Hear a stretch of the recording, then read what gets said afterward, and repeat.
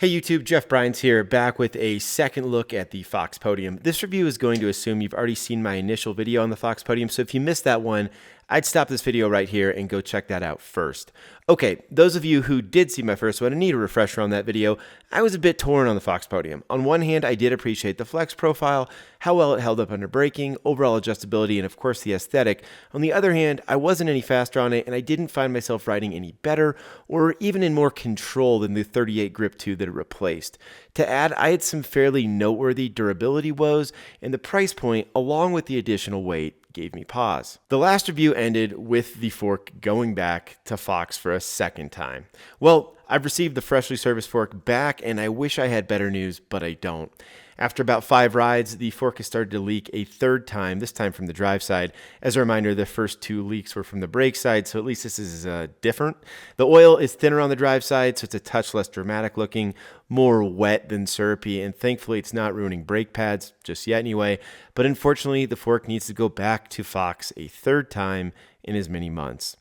Unlike the first warranty claim where Fox just swapped me for an entirely new fork, this claim resulted in Fox servicing the product being there out of Podiums. I have no idea if Fox replaced both seals or if they did anything additional when it was back for service, but to say I am frustrated with the durability of the fork is an understatement. Well, I'm not sure what is causing the seals to fail so fast. The fact they are trying to use what is basically a dust seal to hold oil in a USD configuration makes me wonder if this isn't the wrong approach. Even in a closed cartridge upside down moto fork, they use both an oil and a dust seal to keep oil where it should be and dust out of there. Maybe this is the root of the problem, but if we add an oil seal, we'd be adding significantly more friction to the system. So maybe that isn't the right approach either. And maybe more of a custom seal designed around this use case is the right thing. I think they're just using 36 seals right now. I don't know, but this is clearly something that needs to be iterated on.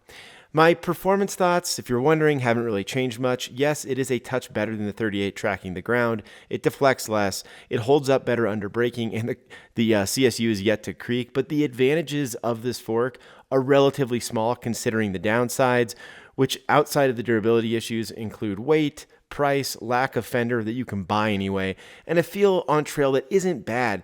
It's just not $2,000 good. Again, my fastest laps of the year were on my 38, a fork that is not without its own issues. As a reviewer, I can't give this product in its current form my blessing. Those looking for a slightly less harsh ride than, say, a Zeb or 38 that still performs pretty well at a good price point, you got to go check out Fox's Marzocchi lineup. I'd say those are the sleeper forks on the market. You can even get them in a coil configuration at 170 millimeters of travel, and they're pretty set and forget.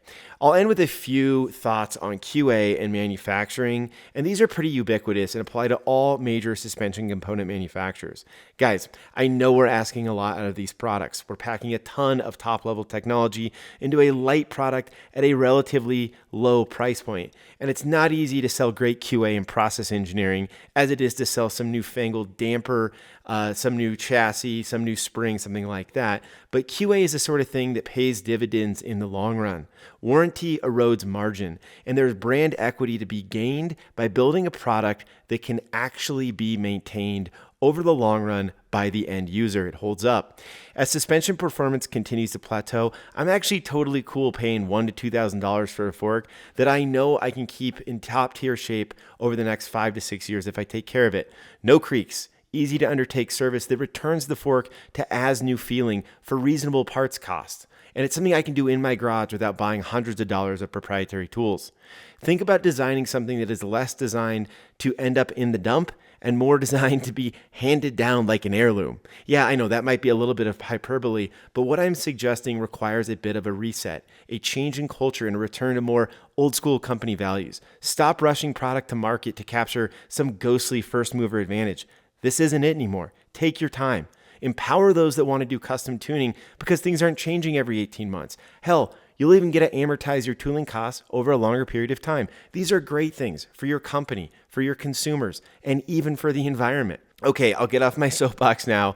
In the very near future, look for a quick review of the RockShox Boxer as compared to the Podium. It's sitting in my garage right now. I know, apples to oranges in some ways, but I'll dive into that in that review. Before I wrap this up, anyone looking for a pirate ship version of Strava built just for mountain bikers and dirt bikers, head on over to rallyapp.com. This is my project, and the more people I get to sign up for the waitlist, the better my fundraising efforts will go. Finally, check the description for a link to my Substack if you want to stay up to date on all things bikes, the outdoor industry, and business.